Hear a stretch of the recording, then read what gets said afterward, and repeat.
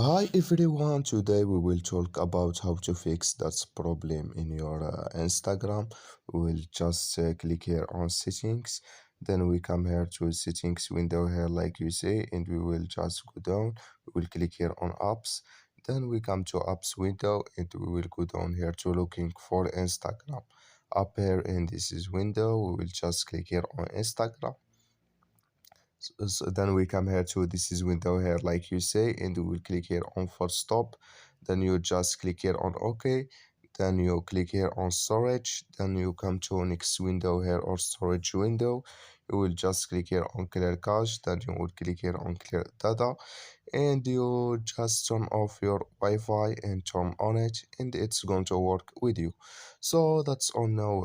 I wish now you are get it. You just follow these ways, and it's going to work with you. Thank you for your watching. Don't forget to support us by like and subscribe, and see you in next video.